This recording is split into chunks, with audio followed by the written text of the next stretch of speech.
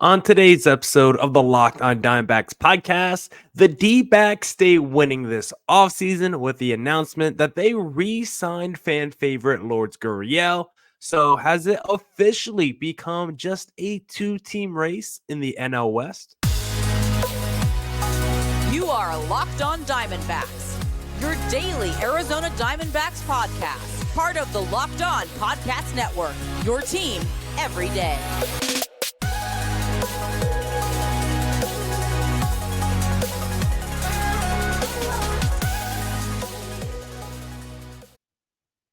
Welcome into the Locked on Diamondbacks podcast, part of the Locked on Podcast Network, your team every day. Listening to who? The always charismatic host of this podcast, Millard Thomas. I'm a multimedia journalist and I'm a graphic designer, so please go check out my website, millardthomas24.myportfolio.com. On there you can see all my latest work, from my packages to my articles to my photos and my graphic design. Today's episode is brought to you by FanDuel. Make every moment more. Right now, new customers get $150 in bonus bets with any winning $5 moneyline bet. That's $150 if your team wins. Visit FanDuel.com/lockedon to get started.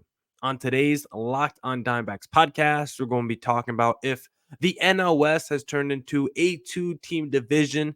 Do the D-backs need one more piece to make this offseason an A+?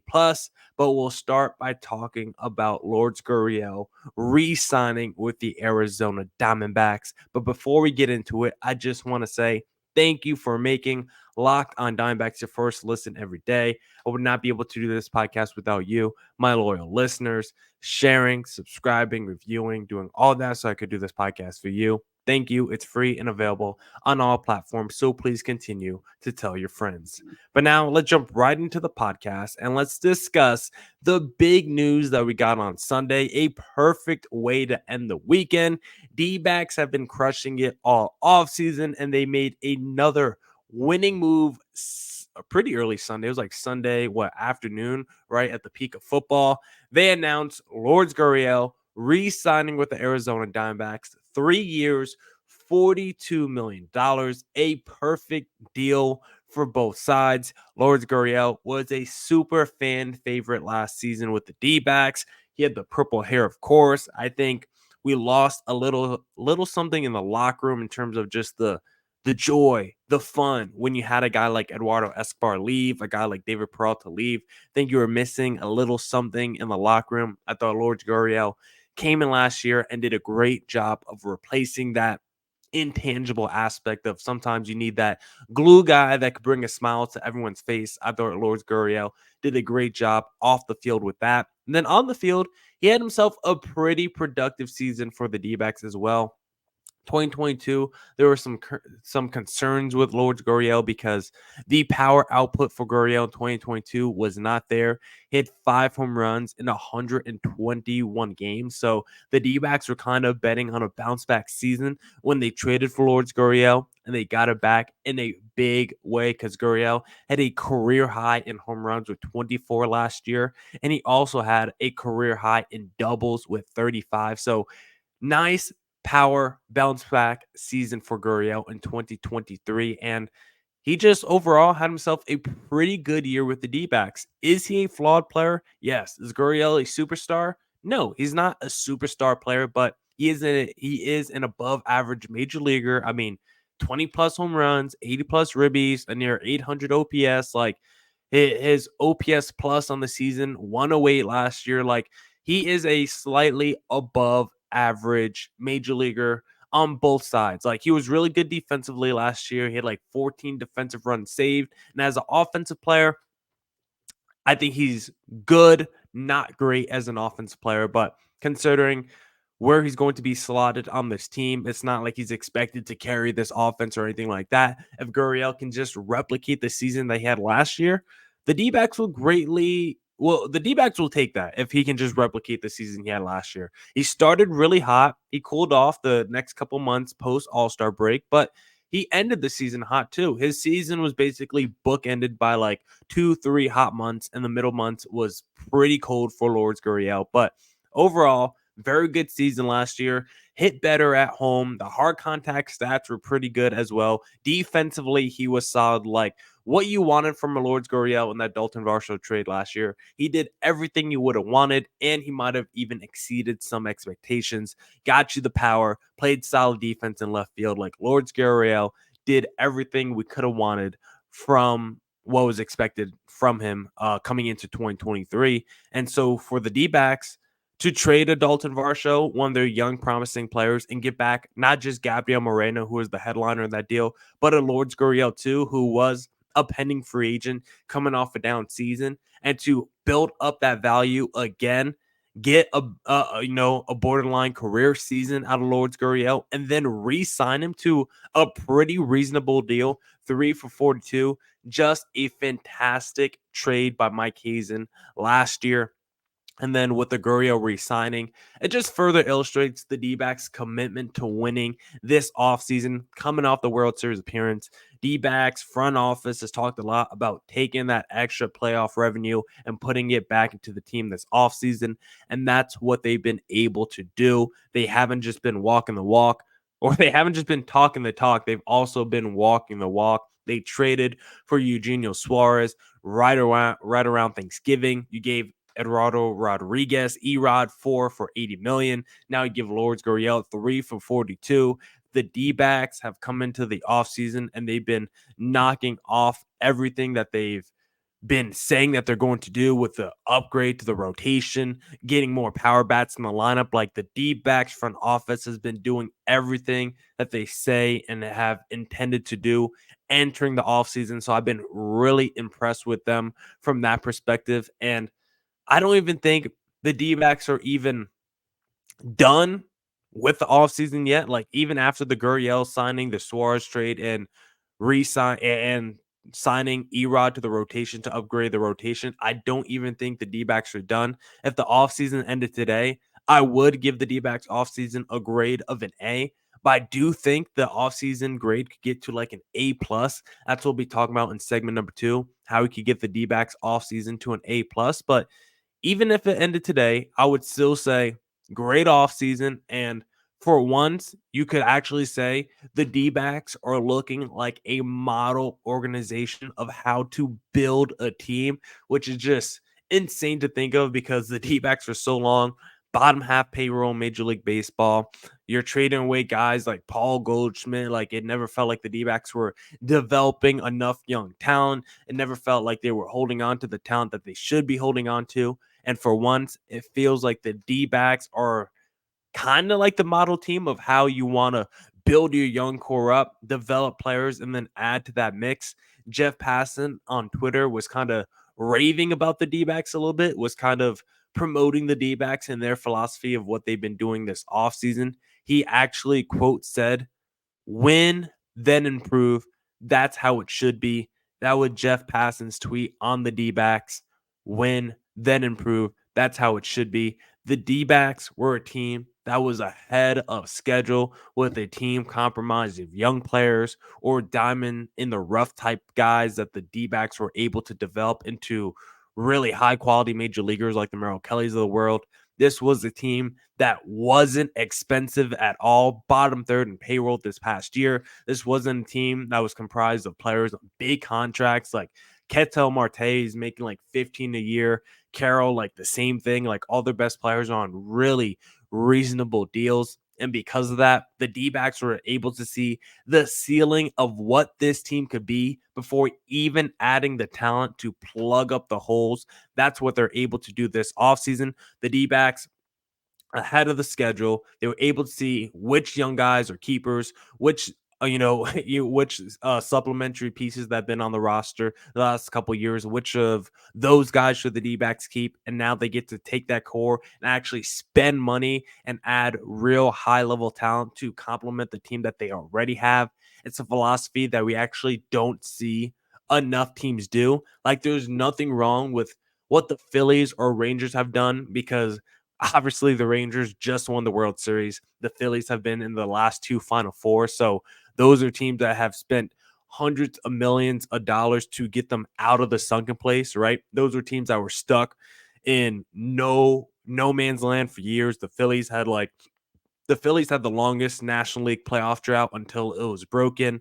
The Rangers has spent the last few years post Adrian Beltre, just looking awful year after year. Both of those teams were struggling with talent, developing talent, adding talent on their roster from their minor league system. So they just went out there. They spent a whole lot of money in free agency. They decided to add stars. And because of that, they were able to get to the Final Four. And a team like the Rangers was able to win the World Series.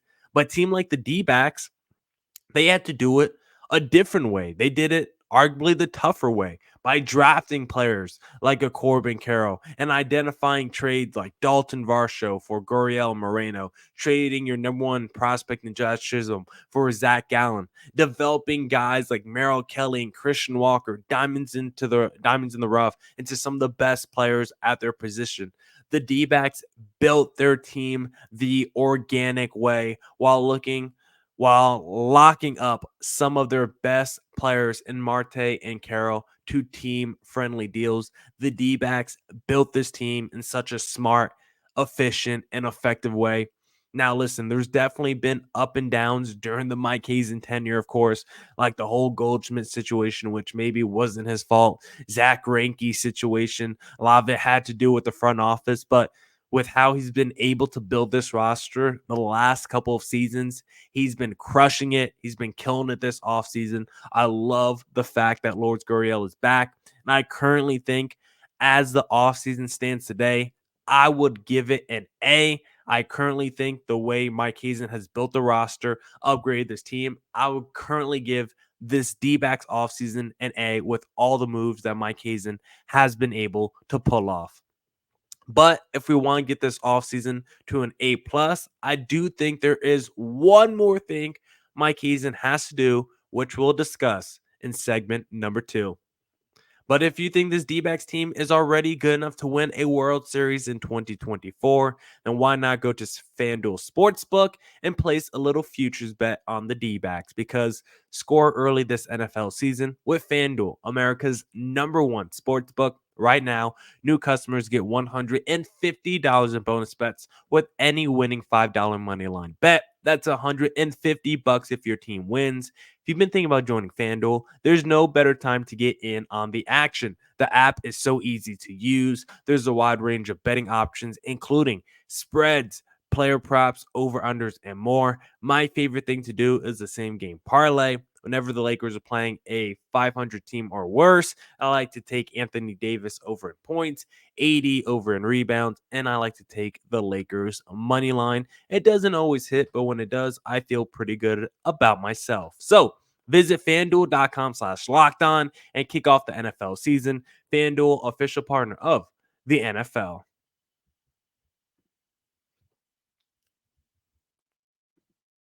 All right. Let's get back into the Locked on Diamondbacks podcast, and let's discuss if the D-backs need one more piece, because I think the D-backs offseason so far has already been an A, but I think adding a DH to the mix could get the D-backs to potentially an A+ on the report card. As of right now, Mike Hazen, who would have that little gold sachet around his neck as he walked down the aisle to get his degree.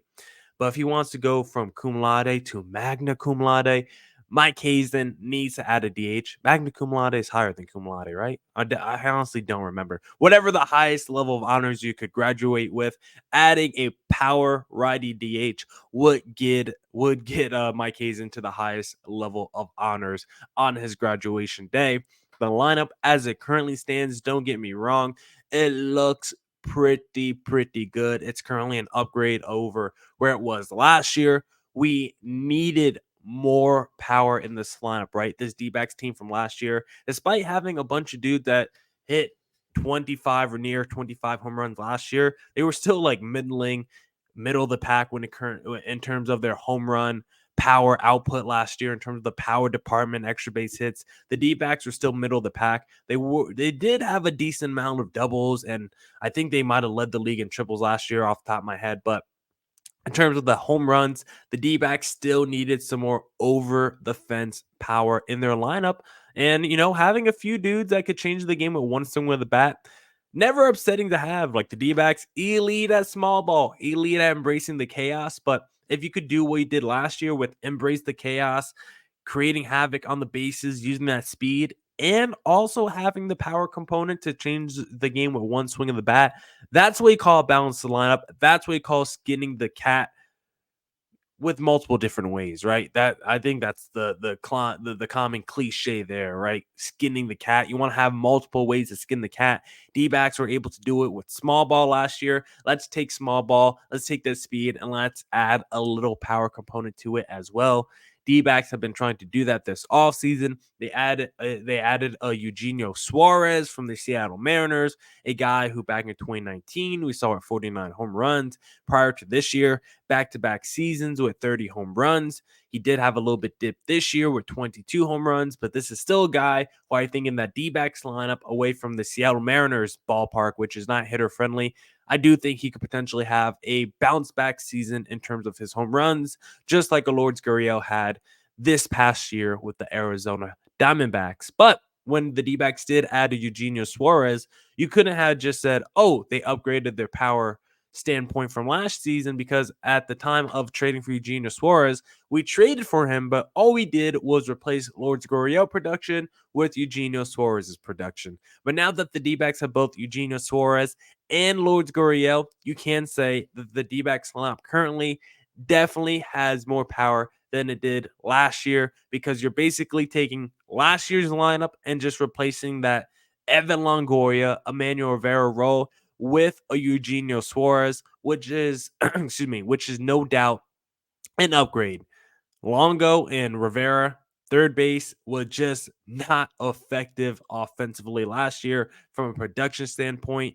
Just not effective at all. Didn't produce the power, didn't produce the run producing that you want to see from your corner infield. Usually third base, first base are your power producing positions, and third base last year for the D-backs just never did that at all. And it didn't matter who played third base for the D-backs last year. They just didn't do anything offensively. But now with Eugenio Suarez, that's going to be a major upgrade over what the D-backs had last year.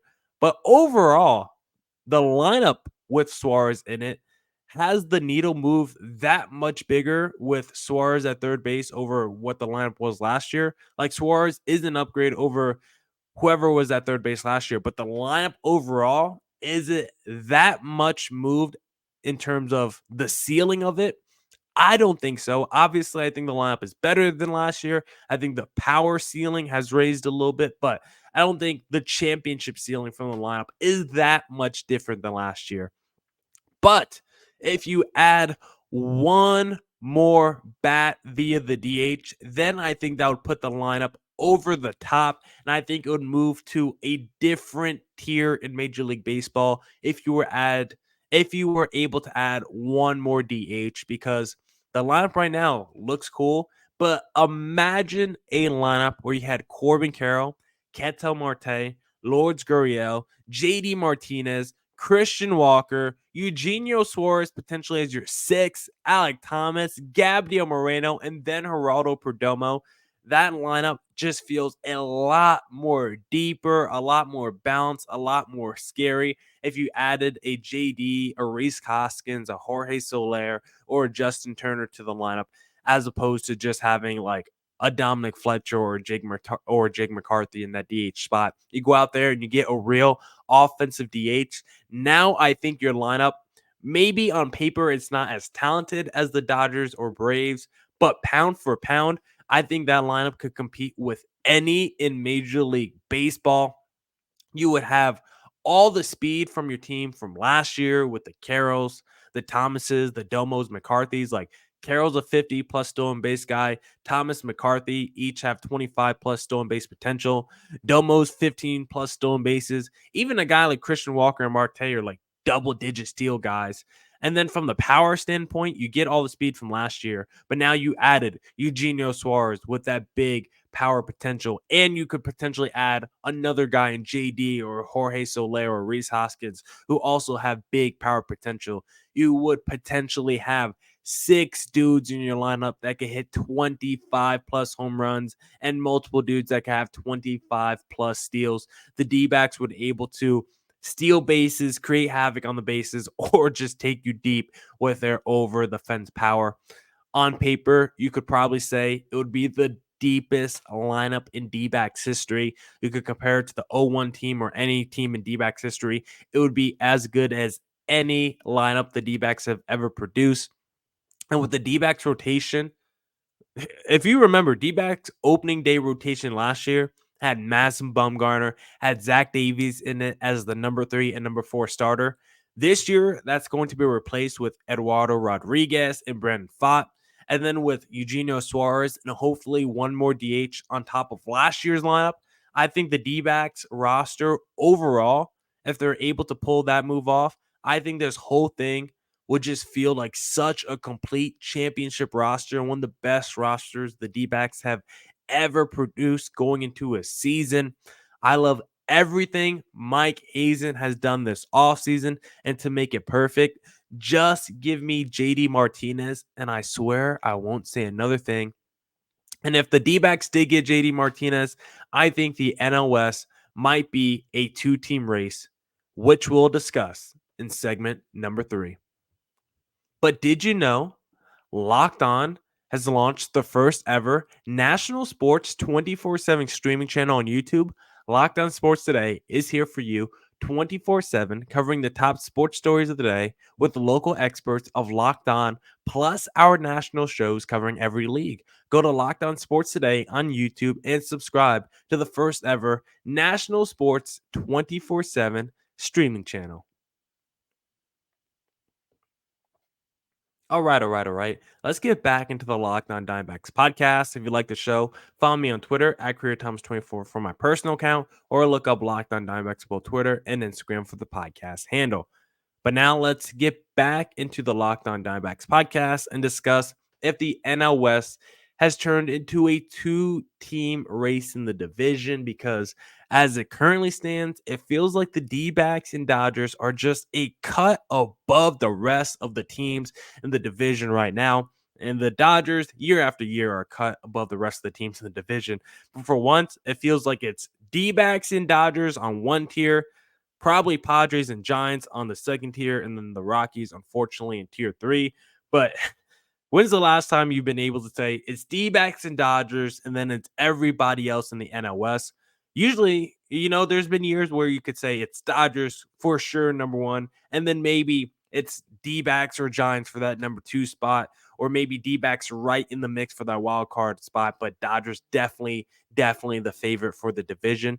But as it currently stands, the D-backs definitely have an argument for the NL West division title and definitely have an argument for the best team in the division. I think you would put them on the same tier as the Dodgers, despite the Dodgers having all the talent in the world on paper. We did see the D-backs sweep that Dodgers team last postseason before the D-backs even added to the holes on their roster. So I think you could definitely say those are 2 teams on the same tier in the division right now, with the rest of the teams just nowhere near the Dodgers and the D-backs right now. Those are the 2 teams that feel like they've been the most aggressive during this offseason so far, right? Like when you look at the offseason wish list for the Dodgers, for both the Dodgers and the D-backs so far this offseason, like they've just looked at their wish list and they've just gone down and basically check off box after box. Like the Dodgers, their big I'm sure their big wish was going out there and getting Shohei Ohtani. That checked off. Add more star power to that rotation. They got Tyler Glass now. The D-backs, upgrade your rotation. Erod, get more power. Eugenio Suarez. Like both of those teams have been getting everything that they wanted off their Christmas wish list. Now, the Dodgers, on their wish list, they were asking for like super yachts, while the D-backs thought they were getting a little bit too expensive and overzealous with maybe asking for a PS5, but the Dodgers are out here getting super yachts, 80-foot, yachts to sail around the world. Meanwhile, the D-backs are happy with their PS5. So the financial situations for both of those teams are definitely different. But even with that being said, both of those teams are walking away from their Christmas super duper happy, because nonetheless, both of those teams are plugging up their holes, and both those teams are going to put championship rosters on the field next year, which is going to be so exciting for us D-backs fans, because Usually we're a team that's begging the front office to spend more money on this team, imploring Ken Kendrick to spend more money on his squad. And for once, the D-backs are doing that, and we're going to have a chance to compete for a World Series title in 2024. There's not many seasons where you walk into the year with the hopes that the D-backs could actually win the World Series, and the D-backs can do that. And I know everyone wants to just give the Dodgers the 2024 World Series trophy already, but like I've been saying, there's still a ton of risk with that team. They're going to score a ton of runs next season. I have no doubt in my mind about that. That lineup is absolutely stacked, but there's still question marks in that rotation with Ohtani not pitching next year and Glasnow never making it through a full season. Like, there's still a bunch of question marks in that rotation for the LA Dodgers. Like, getting swept by the D-backs forces you to spend $2 billion. Absolutely insane. Moral of the story, I think you would say Dodgers, better team on paper, but D-backs could definitely beat the Dodgers in a playoff series, considering we just saw it happen last year. So even though everyone wants to give the Dodgers the 2024 World Series, I definitely think you have to say the D-backs have a chance to beat the Dodgers if those two teams face off in a postseason setting. And I would love to see the D-backs take it to the Dodgers one more time, especially now that they have arguably the greatest baseball player of all time. There would be no excuses if you're the LA Dodgers, and you lose to the Arizona Diamondbacks. And for the D-backs, winning the division isn't even the priority. The D-backs just want to get to the playoffs. And then once you get there, like we just saw last year, anything is possible. I don't think you want to be one of those 100-win teams, just sitting on your butt with the bye. I think if you're the D-backs, you kind of like the way you ended last season, how you kind of caught a little hot streak and you had to fight your way into the postseason. Then you were using that momentum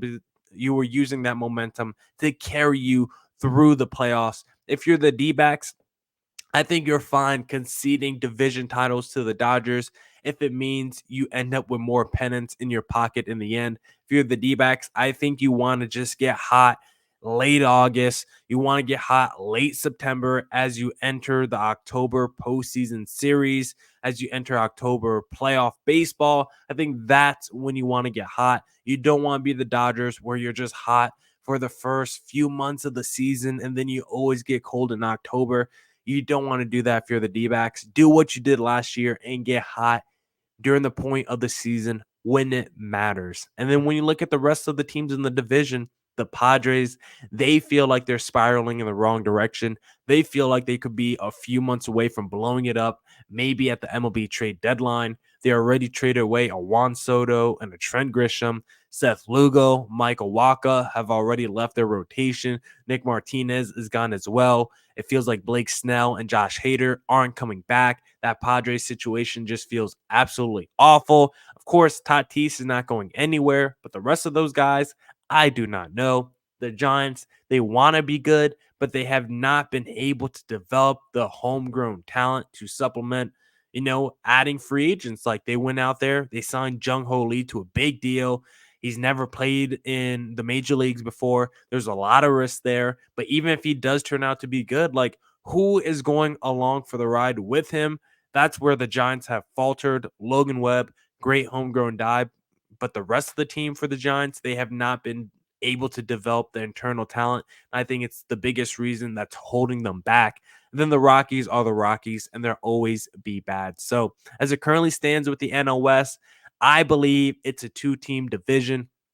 I believe it's going to come down to the D-backs or the Dodgers, but I think the D-backs don't care about winning the NL West. I think they would much rather get hot late September, get hot as you enter the postseason like you did last year. Then at that point, anything is possible. Now that's it for this edition of the Locked On Diamondbacks podcast. Come back on Wednesday for more Diamondbacks news coverage and insight. And as always, stay safe, stay healthy. Doses.